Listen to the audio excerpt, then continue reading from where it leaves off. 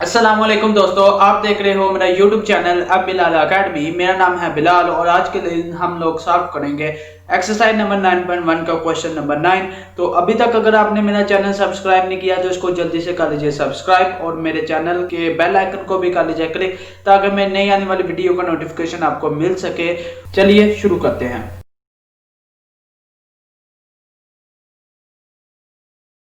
तो question number 9 में वो कहता है कि railway train is running on a circular track. एक रेलवे ट्रेन है वो सर्कुलर ट्रैक में यानी कि एक गोल दायरे में मूव करती है ऑफ रेडियस 500 सेंटीमीटर, और उस सर्कल का जो रेडियस है वो 500 सेंटीमीटर है at the rate of 30 kilometre per hour, और उसकी जो स्पीड है वो 30 किलोमीटर पर आवर है, यानी कि वो एक घंटे में 30 किलोमीटर का फासला तय कर सकती है। Through what angle will it turn in 10 second. तो 10 सेकंड में वो कितने एंगल पे मुड़ेगी, तो वो आपने एंगल बताना है। फर्स्ट कर लिए कि एक ट्रेन है और वो एक गोल दायरे में यानी कि सर्कुलर पाथ में मूव कर रही है। अब जो स्पीड होती है वो होती है बराबर distance covered per unit time, के एक गिवन टाइम में या फिर एक इकाई वक्त में कितना फासला तय किया गया है। तो स्पीड यहाँ हमारे केस में 30 किलोमीटर पर आवर दी गई है, यानी कि एक घंटे में 30 किलोमीटर का फासला तय कर रही है ट्रेन। तो अगर स्पीड ज्यादा है तो जो ट्रेन है वो ज्यादा जल्दी फासला तय कर लेगी, अगर स्पीड कम है तो वो थोड़ी देर बाद वो फासला तय करेगी। तो ट्रेन एक सर्कुलर पाथ में मूव कर लीजिए। मैं एक सर्कल बना लेता हूँ, उसका जो सेंटर है मैं उसको ओ कह देता हूँ। अब सेंटर से लेकर सर्कल की बाउंड्री तक का फासला रेडियस कहलाता है। तो रेडियस है उसने गिवन दिया हुआ 500 मीटर का। स्पीड उसने दी हुई है 30 किलोमीटर पर आवर। अब किलोमीटर पर आवर में दी हुई है, इसको मैं ऐसे यूनिट में कन्वर्ट करता हूँ यानी कि मीटर पर सेकंड में कन्वर्ट करता हूँ।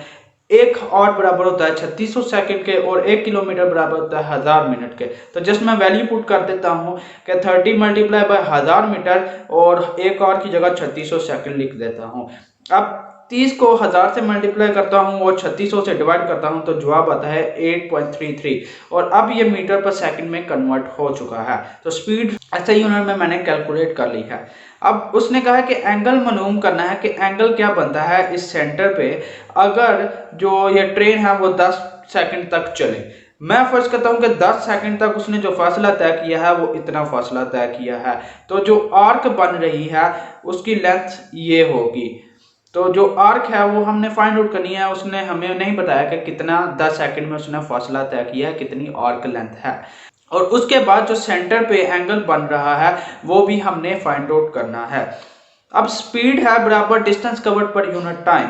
तो स्पीड हमें गिवन है जो कि 8.33 मीटर पर सेकंड है, जो कि मैंने पुट कर दी है।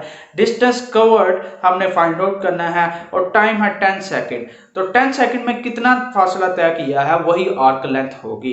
तो डिस्टेंस कवर्ड आ जाएगा 83.3 मीटर और आर्क लेंथ जो कि डिस्टेंस कवर्ड के ही बराबर है। वो कैसे? क्योंकि 10 सेकंड में ट्रेन जो है वो इस पॉइंट से इस पॉइंट पर गई, तो ये जो फासला है वो आर्क लेंथ ही है।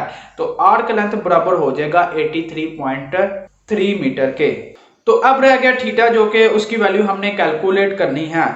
तो जैसा कि आपको पता है कि एल होता है बराबर आर थीटा के, तो थीटा की वैल्यू हमने फाइंड आउट करनी है। तो दोनों जानब से मैं आर से डिवाइड कर देता हूं, तो आर से कैंसिल हो जाएगा और जो थीटा है वो एल बाय आर के बराबर आ जाएगा। अब आर्क लेंथ हमने कैलकुलेट की थी जो कि डिस्टेंस कवर्ड के बराबर है। जो वो वाला डिस्टेंस जो 10 सेकंड में कवर किया गया है वो बराबर है 83.3 मीटर के।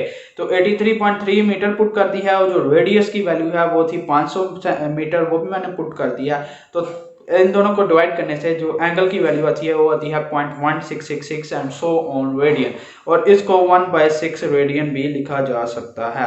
तो उम्मीद करता हूं कि मेरे आज के इस लेक्चर से आपको क्वेश्चन नंबर 9 को सॉल्व करना आ गया होगा। तो अगर आपको मेरी ये वीडियो आई है पसंद तो प्लीज़ मेरे चैनल को कर लीजिए सब्सक्राइब और बेल आइकन को भी कर लीजिए क्लिक, ताकि मैं नई आने वाली वीडियो का नोटिफिकेशन आपको मिल सके।